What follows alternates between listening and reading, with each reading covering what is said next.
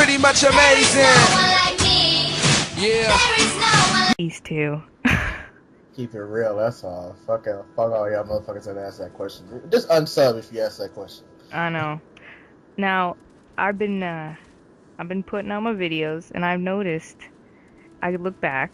I don't often look back, but I don't know if you noticed this too. You'll have like one video, and people are just fucking watching it. Like I have a Professor Genki speed art and one of my Top Gear fucking videos, and it's just like over 100 views. But I can't like pull 50 views off the rest of the videos. So I was like, did that not piss you off too? No, because this is what happens with videos, and most of the time, people are very neglectful on our YouTube channels.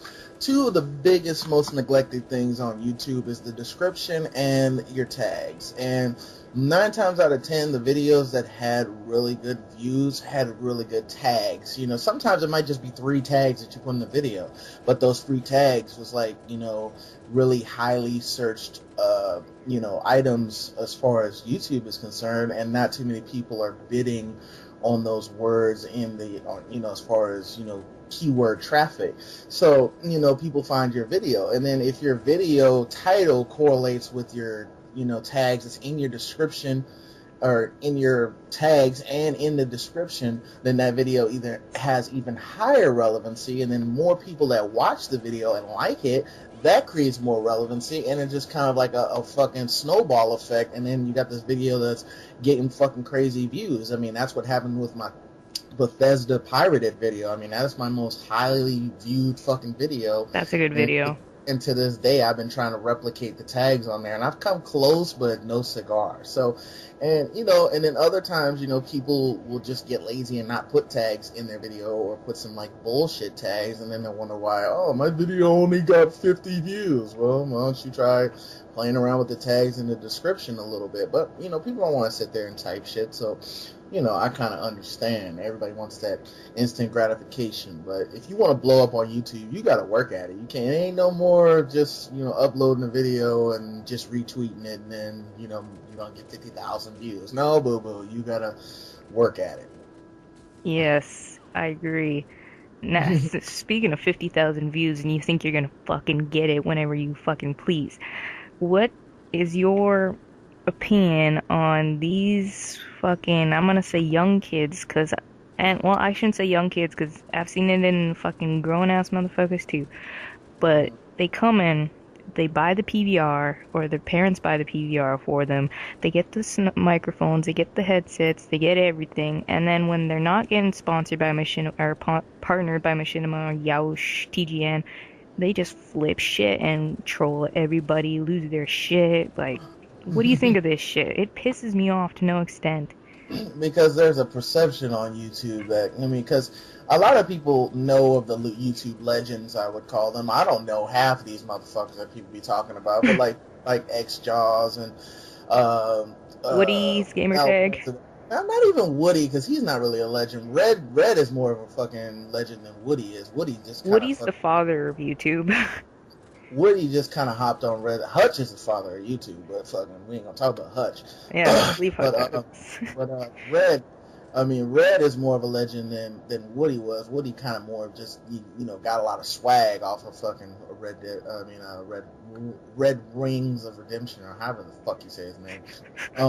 I just call him AKA Redneck.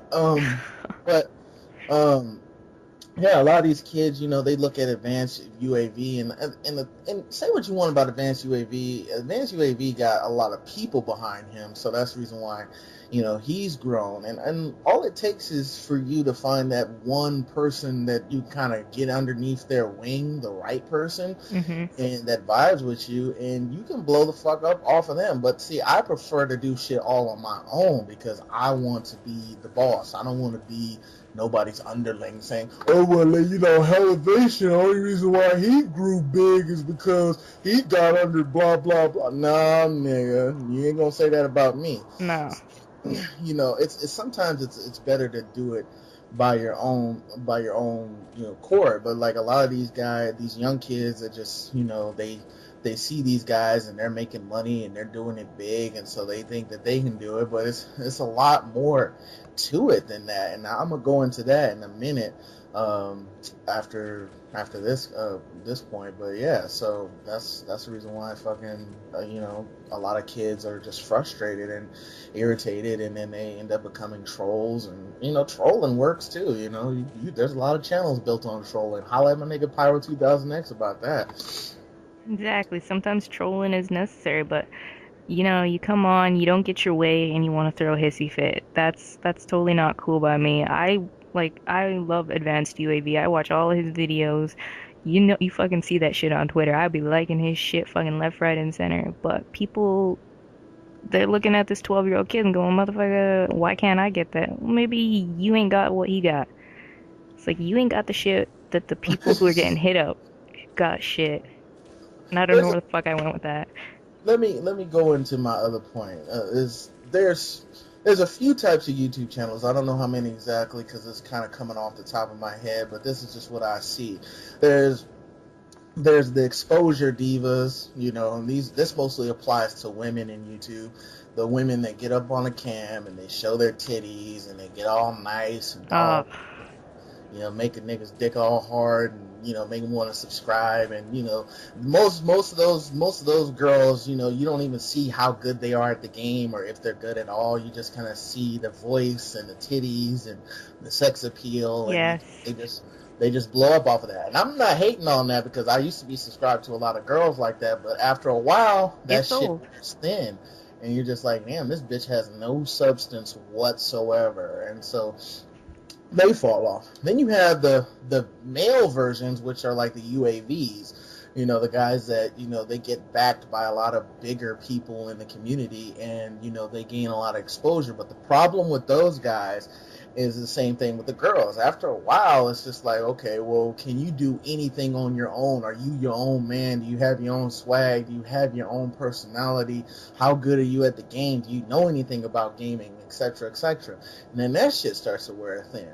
Then there's the the individuals like the people like me and you and all these other commentators who don't really necessarily have that backing that either A, they build their own empire, or B, they kind of just fall off and quit YouTube. And then you have like the business minded people on YouTube that know it's a business, know what they're trying to do, know what kind of channel they want to build their channel off of that thing, use a lot of these networking principles and tactics that I teach on a lot of my videos, and develop a brand, something like when people hear the Sith Lord of Gaming, who the fuck do you think of? Don't worry, I'll wait. You daddy. You don't think of nobody else except me. When you hear Elevation, who do you think of? Me. You don't think of nobody else when you think of that motherfucking name. You can't think 10 seconds about nobody else. And that's what it is. That's what it means to build a brand is on YouTube. And a lot of people miss that fourth category because they think, oh, well, I'm a sellout. I'm like, how are you a sellout when you're getting money and you're still being loyal to your subs and you're approachable and you're accessible? I was like, the only reason why people say that you're a sellout is because they ain't getting money. And them some motherfucking haters. So them motherfucking haters can suck my dick. I don't care about them motherfuckers. Go ahead and call me a motherfucking sellout. I'm getting money and I feel like money. So those are the four people that those are the four categories that you usually have on YouTube. And then there's a bunch of categories in between that the subcategories, yeah. A lot of hybrids of those four things, but mainly those are the four ones that I see on YouTube. I agree with you completely, Daddy. Just sometimes I can't deal with people.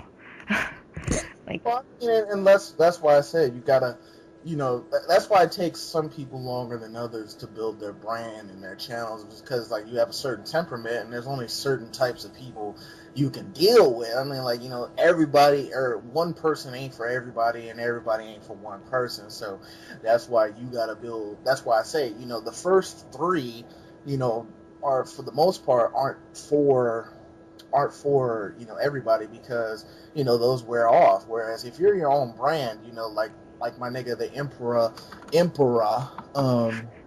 of Indub Nation, about the Black Baron, like he has a movement, and this nigga's been on N4G, he's been on the motherfucking Spike TV Game Awards. I mean, this nigga been everywhere. So, when you build your own brand and you have your own personality, can't nobody ever take that away from you. And you can use that in other fields. You can build your own website, build your own gaming community, because, if you're just looking at exclusively YouTube, you ain't never gonna go nowhere.